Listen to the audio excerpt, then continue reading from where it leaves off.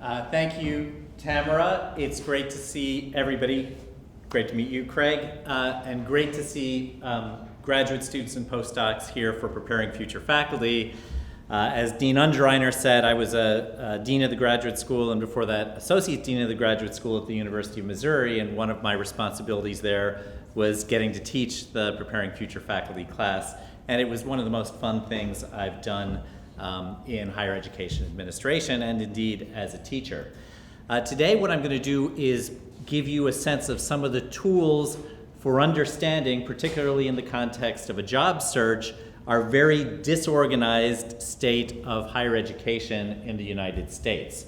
Unlike pretty much every country in the world, the United States operates an uncoordinated mix of institutions, public and private, from research universities to community colleges, and instead of a national Department of Higher Education monitoring, organizing, and having the responsibility of overseeing leadership at those individual institutions, our higher education branch of the Department of Education really tries to focus on big issues and oversees funding that might go to institutions, particularly through financial aid, but there is no overall national coordination of higher education.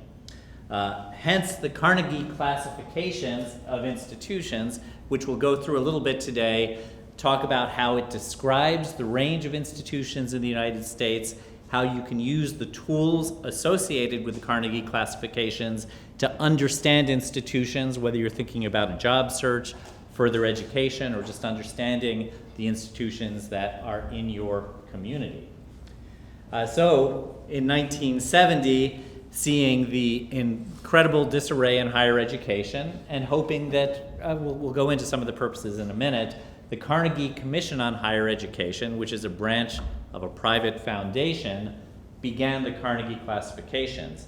In 2014, as the slide shows, that the Carnegie classifications moved to Indiana University's Center for the Study of Higher Education. Indiana University has one of the leading branches of an education school dedicated to higher education. I point out the 2015 reinstatement of a certain category within the Carnegie classifications, and we'll go through those classifications that you may be familiar with. Faculty administrators will tell people, well, I'm at an R1 school. Over a decade ago, the Carnegie Institute, which was at that point overseeing the Carnegie classifications, removed those numerical rankings from the categorizations in the Carnegie classification, partly because it turned a classification and description system into a ranking system. And we'll talk about how that comes into conflict in the Carnegie classifications in general, how it has an impact on faculty and students at multiple institutions, and why, my editorial comment would be I'm sorry that they reinstituted this ranking system, because it serves to divide the community of higher education rather than bring it together. One outcome, I hope, not only from my presentation, but especially from Craig's presentation, is that we are all in this together. If we care about students, if we care about research, if we care about education, we're going to value every single kind of institution that gets described in the Carnegie classifications.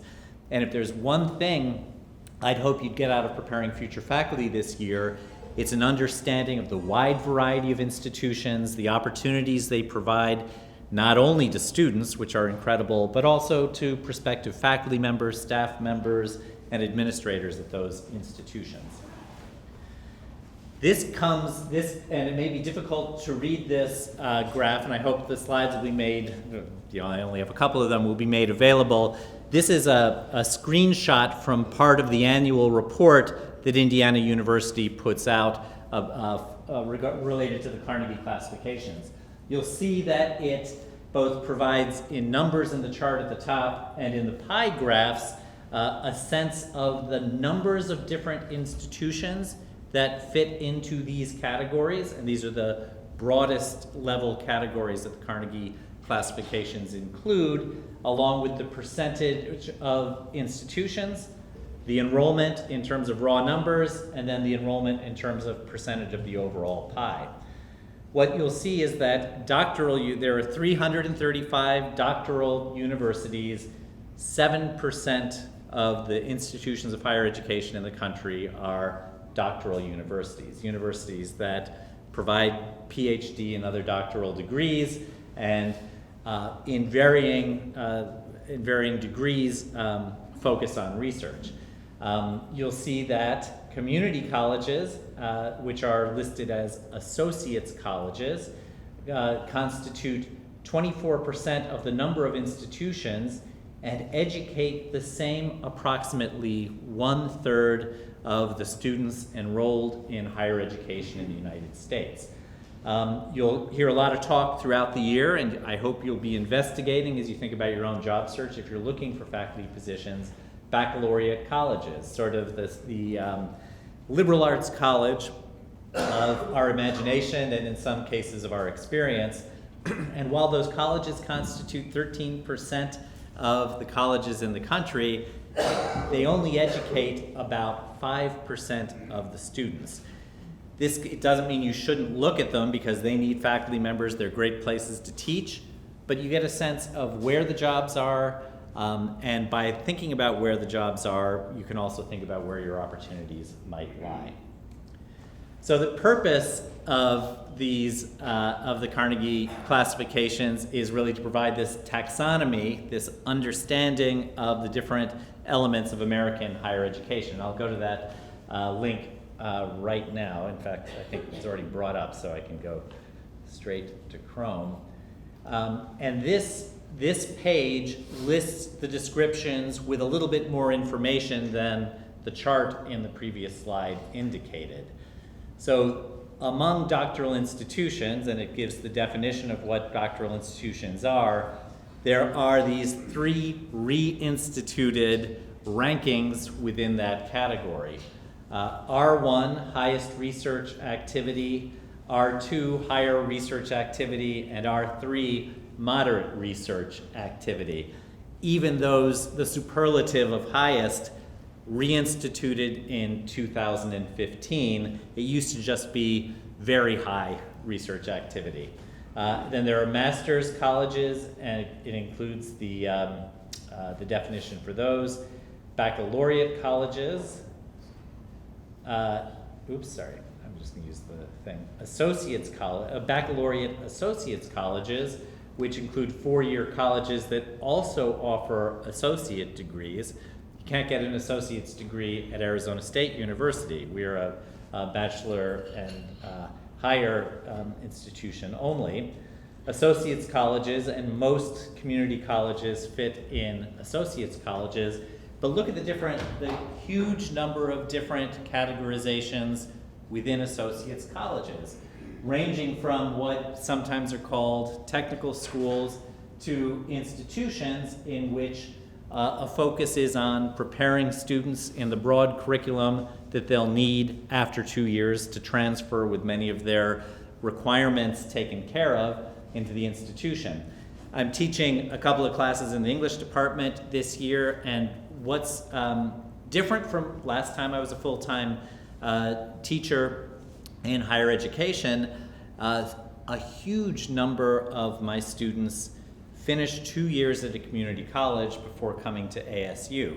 And I'll say there used to be a prejudice against students who came in that way. At the University of Missouri, which took very seriously the idea that it's an R1 research institution, faculty would be like, oh my gosh, I've got these community college transfer students. That was such an ignorant point of view. I think one thing that ASU has tried very hard to do is make this a welcoming environment for community college transfer students. And the students that I have who have done 2 years at local or other community colleges are amazing. So I do think there's been progress in understanding the broader extent of American higher education and how every single one of the categories of institutions that you'll see are doing in varying degrees. a great job of preparing undergraduate students. In some ways, I think a lot of students are getting a much better education in their first 2 years at a community college than they'd get at a place like ASU, but I'm not sure I'm allowed to say that. Then there are special focus institutions, and some of you who are in areas like the health professions or arts and design might think of those kinds of institution. And then there are special four-year focus institutions, which, as you can see, focus on different aspects of education. And then there are tribal colleges, a very small number. You'll remember from the chart, it's a minuscule percentage both of institutions and of number of students served, but that is a really amazing opportunity for a number of students. When I was at Missouri, a number of our students did preparing future faculty visits to Haskell, which is a tribal institution near the University of Kansas in Kansas, and it can be a very, very meaningful experience to think of a career in that kind of institution. So that's the taxonomy. I mentioned the ranking part, and I have to say the ranking part is part of the reason that the Carnegie classifications have such a hold on the imagination of faculty and especially administrators. There is a prestige attached to bumping up a level. And I think it's a sad thing, actually, when you're a great master's level institution serving a region and serving the students and the community within a particular geographic region, and then you decide, well, I'm going to start building doctoral programs so I can jump in the classifications. That's more an issue for administrators, but you might be aware when you are interviewing at particular institutions whether they're satisfied with the category in which they've been placed, or whether, on the contrary, they're bringing in a bright, young, recent PhD to help them jump their status. And that's something you can try to figure out from materials and think about in terms of your own job interview preparation. Finally, there's a voluntary classification called Community Engaged Institutes.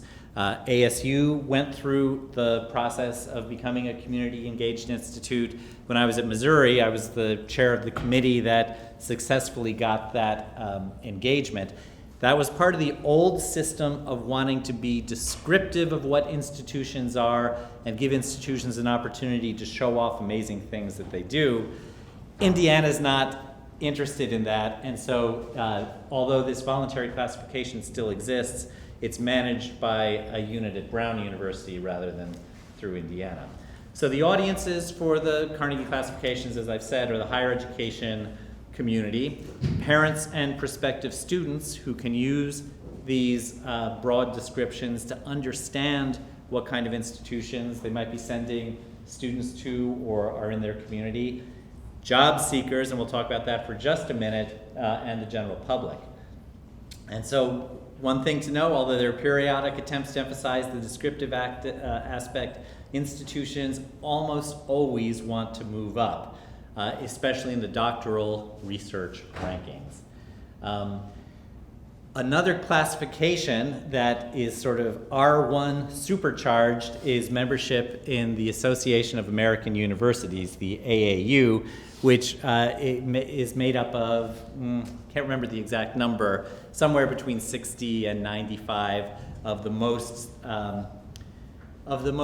significant research universities in the country. Arizona State University is not a member of the AAU. It's a kind of club. The AAU, like the Carnegie classifications, claims that it's based on data. But, for example, I was at the University of Missouri, which has been a member of the AAU since 1907. By the metrics which the AAU publishes to talk about what its members are and why other people can't be members, ASU trounces the University of Missouri in every single one of the published categories. The AAU is a club that's run by the institutions at the very top, the most prestigious of the state institutions, Ivy League institutions, Stanford, and so on. Data often in the taxonomy of higher education is used to justify cultural distinctions made between institutions. The one thing that's useful about the Carnegie classifications is it is strictly made, now the data itself may be skewed for particular purposes, but it is based totally on data. AAU isn't. So I just want to do a quick look and then we'll take questions at the, there's an interactive element of the classifications. Oh wait, I do have to actually go back to the slide, sorry. Play from current slide. This allows you to look up any institution and find out what it is in terms of the data points of the Carnegie classifications. Anybody want me to look up a particular institution? We'll take a couple just to see how it works, and then I will stop quickly to allow for a couple of questions. Craig? Mesa Community College. Okay. Mesa Community College. And we were looking at Mesa Community College in Mesa, Arizona, correct? Yeah. Or do you want to look at Mesa Lands Community College? Later. Maybe later, okay.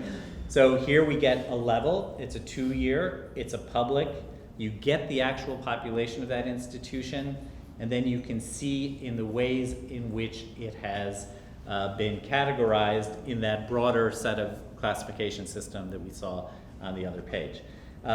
Very quickly, Craig, do you see anything here that is surprising to you or that you would note from this description? I think it describes the amount of career and technical students we have, actually. So this is a high transfer mixed, which indicates that it's less of a technical and more of an academic. And we're actually pretty close to 50-50. So maybe it's based on old data. Now, which do you think the institution, which category would the institution prefer to be in? Actually, I think we would prefer to be in the more accurate category. All right, meaning you, the faculty, you, the administration. I think across the board, we take a lot of pride in our career technical education stuff. So. Very good. Just one more, I'll do one more institution, a different kind of institution. We'll check it out. Anybody? University of Illinois, Chicago. Good. Do you have a link to the institution? So I got my bachelor's. All right. University of Illinois, Chicago. Now, UIC is one of those institutions which started out as something different from what it is now. It is now Doctoral University's highest research activity. So what used to be called Chicago Circle is now an R1. So this is a great example of one of the institutions that's jumped in categories. Balanced arts and sciences and professions, high graduate coexistence. These are the things that constitute, that make administrators salivate. More selective, however, surprisingly, you're not, I shouldn't say you, but the UIC is not community engaged. Most urban public research universities really grabbed at the community engagement category. That doesn't surprise me. The buildings are all riot-proof. All right, the buildings are riot-proof. Well, that tells you something. There are no windows, concrete boxes. They don't want to be engaged with the community. And we could get into a conversation about that. That's an interesting point. I'm going to stop here. Any questions, one or two questions, before I let Craig take the stage? How does something like ASU get classified since it has multiple campuses? Let's take a look. So that is worth... Now, if you listen to President Crow talk about this, and I don't want to mischaracterize what he says because he would make life miserable for me, but I will characterize my... What's that? We're on tape. Okay, I'm gonna let that be. What I would say is ASU presents itself in different ways to different audiences. But here you can see that in fact, ASU is listed as 5 separate institutions. ASU downtown. Let's take a look at one of the non-Tempe ones and let's see how it's categorized. Which one should I take a look at? Downtown, okay. So we get downtown, that gives us the student population. Downtown is a doctoral university moderate research activity, and that's because the life sciences and engineering are not based downtown. And those are the kinds of programs that generate the most in external research funding, which is the primary way in which that category is described. Professions-focused, high graduate coexistence, research doctoral, professional dominant, high undergraduate. This is exactly, I believe, reflects, and I'm here at Tempe and not downtown, but it reflects my understanding of what the downtown campus would like to present itself as. We can do more of this at some point. I encourage you to do it on your own. I don't want to take up any of Craig's time, so thank you for your attention, and be back when we do a more group-oriented conversation.